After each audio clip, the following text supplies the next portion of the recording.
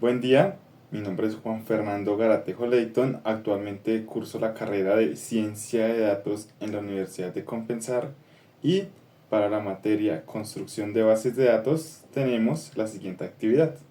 Ciencia de Datos, Construcción de Bases de Datos por Juan Fernando Garatejo Leighton. ¿Qué es un diagrama entidad-relación? Es un tipo de diagrama de flujo que ilustra cómo las entidades, como personas, objetos o conceptos, se relacionan entre sí dentro de un sistema. Los diagramas entidad-relación se utilizan a menudo para diseñar o depurar bases de datos relacionales, como por ejemplo, puede ser un diagrama entidad-relación para una base de datos de biblioteca que podría tener una entidad libro y una entidad autor. Entonces, la entidad libro podría tener los atributos como serían título y editorial. La entidad autor podría tener atributos como son nombre y nacionalidad. La relación entre las entidades libro y autor podría ser escrito por. Acá tenemos un diagrama entidad-relación en donde podemos ver una cadena de producción desde el empleado hasta que el producto llega al cliente. Entonces empecemos por el empleado, que podrá tener los atributos nombre, número y teléfonos. Tenemos que este empleado pertenece a un departamento, entonces tenemos una relación de 1 a n.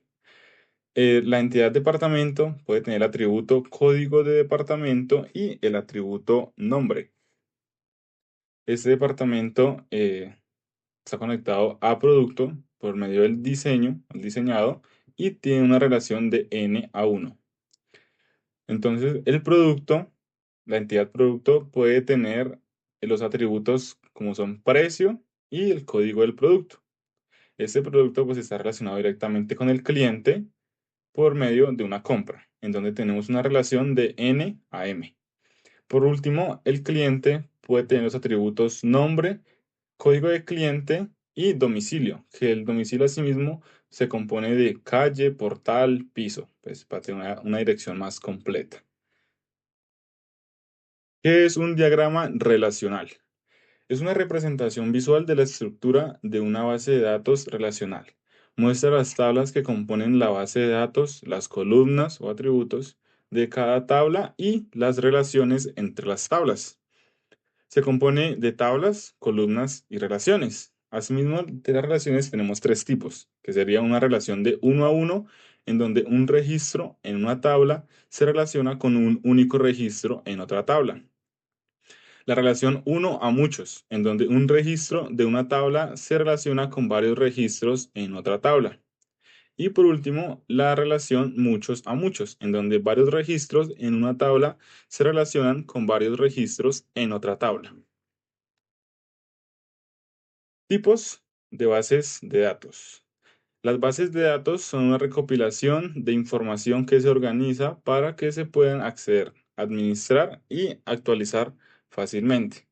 Actualmente conocemos estos tipos de bases de datos. Bueno, acá tenemos 7 tipos de bases de datos en donde está la relacional, no relacional o no SQL, centralizada, distribuida, orientada a objetos, gráfica y en la nube.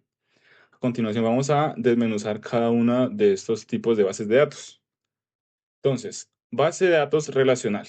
Entonces tenemos que se trata de los sistemas de base de datos más comunes en la que los datos se definen para que puedan reorganizarse y accederse de varias maneras diferentes. Además, están formadas por un conjunto de tablas con datos que se ajustan a una categoría predefinida. Siguiente base de datos, tenemos la base de datos no relacional o no SQL. Tenemos que es una base de datos no relacional, es una base de datos que no utiliza el esquema tabular de filas y columnas que se encuentran en la mayoría de los sistemas de bases de datos tradicionales.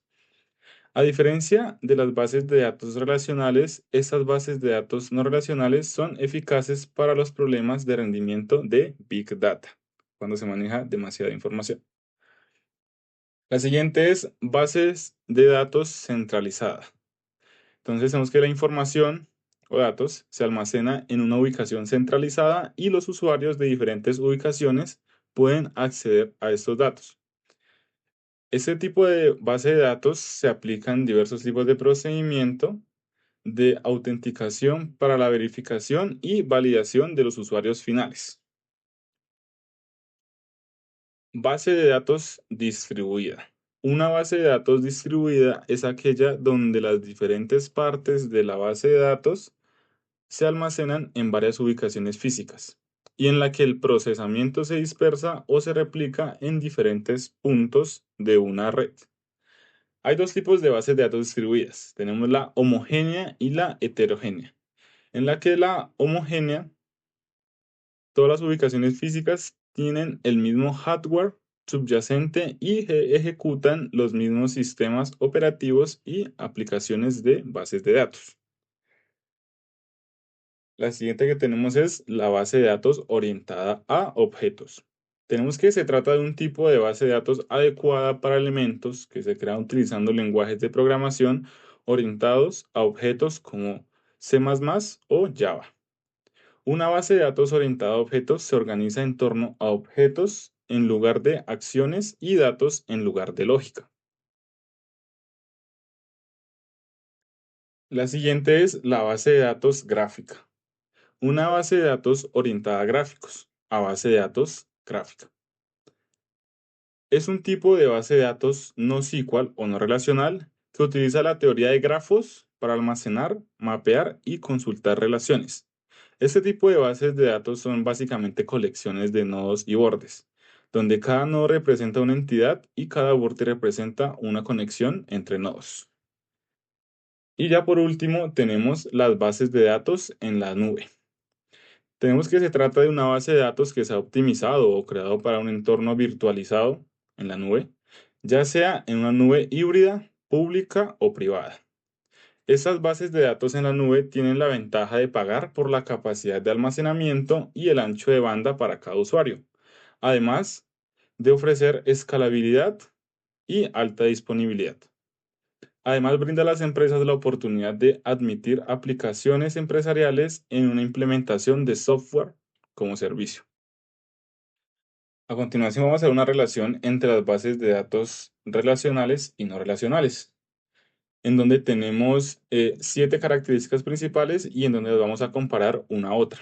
Bueno, primero tenemos modelo de datos. En las bases de datos relacionales tenemos un modelo de datos estructurado en tablas con filas y columnas.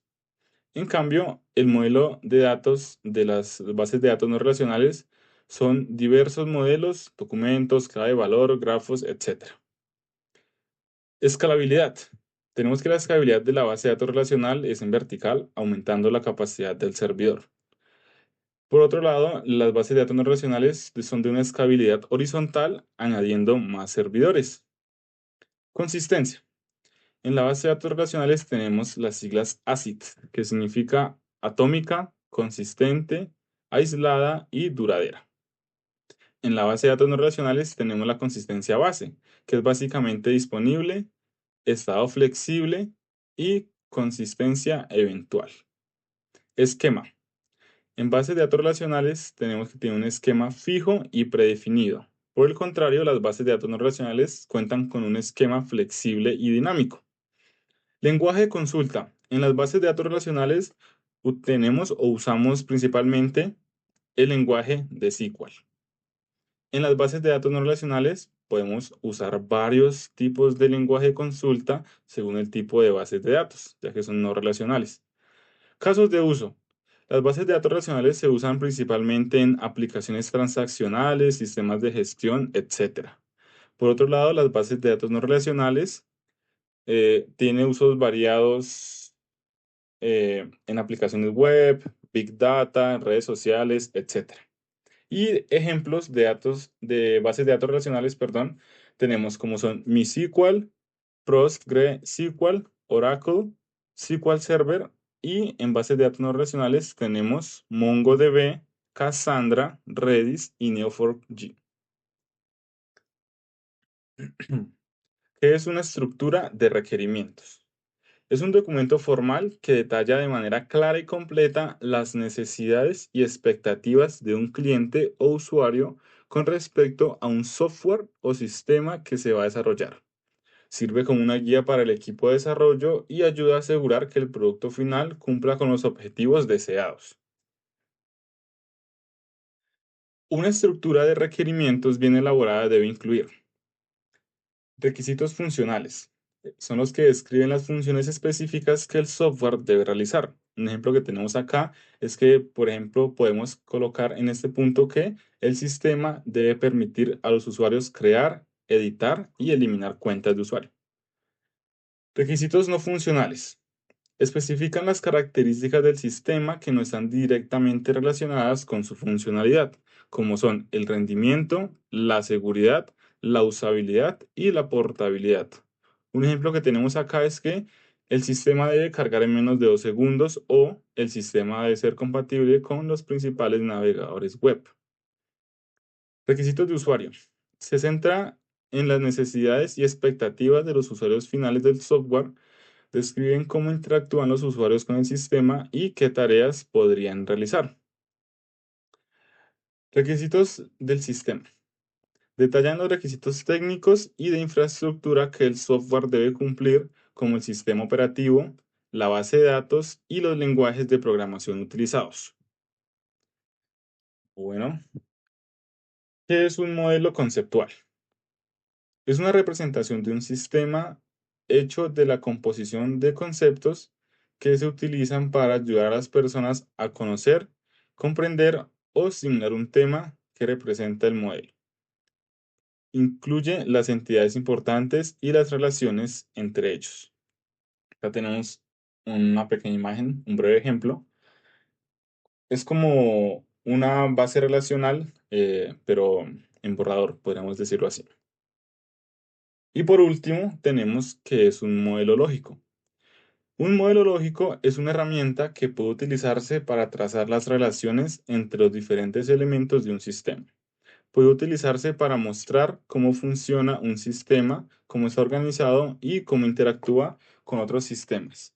Los modelos lógicos pueden utilizarse para mostrar el flujo de información, la secuencia de eventos o el orden de las operaciones, como tenemos acá un pequeño ejemplo en esta imagen. Eso es todo por hoy. Hasta luego.